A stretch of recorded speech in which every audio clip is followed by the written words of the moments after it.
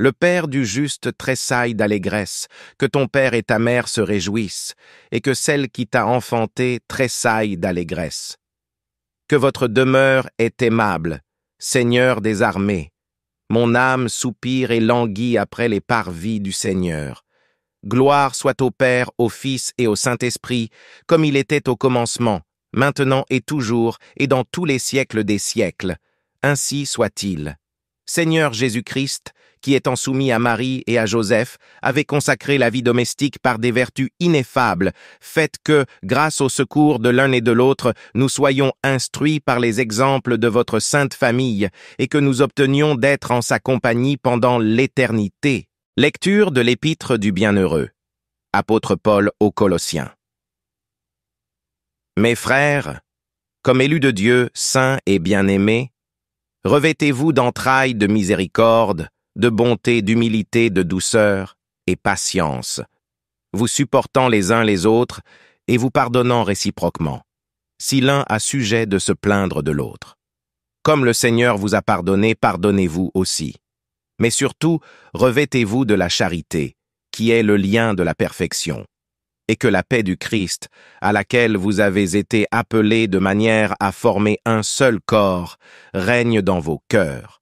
Soyez reconnaissants. Que la parole du Christ demeure en vous avec abondance, de telle sorte que vous vous instruisiez et vous avertissiez les uns les autres en toute sagesse, sous l'inspiration de la grâce que vos cœurs s'épanchent vers Dieu en chant, par des psaumes, par des hymnes, par des cantiques spirituels.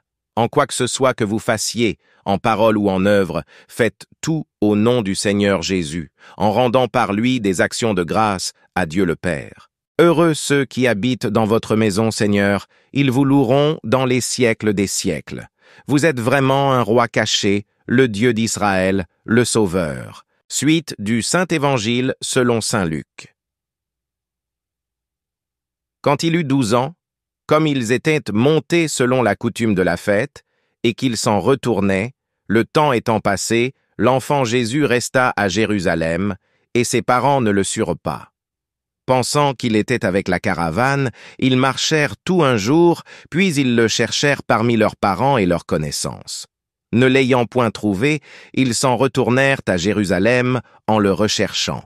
Or, au bout de 3 jours, ils le trouvèrent dans le temple, assis au milieu des docteurs, les écoutant et les interrogeant.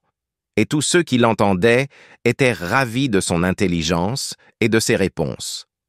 En le voyant, ils furent stupéfaits, et sa mère lui dit, « Mon enfant, pourquoi nous avez-vous fait cela? Voyez, votre père et moi, nous vous cherchions tout affligés. » Et il leur répondit, « Pourquoi me cherchiez-vous? Ne saviez-vous pas qu'il me faut être dans les choses de mon père? » Mais ils ne comprirent pas la parole qu'il leur dit. Et il descendit avec eux, et il vint à Nazareth, et il leur était soumis. Et sa mère conservait toutes ces choses en son cœur. Et Jésus progressait en sagesse, en taille et en grâce auprès de Dieu et des hommes.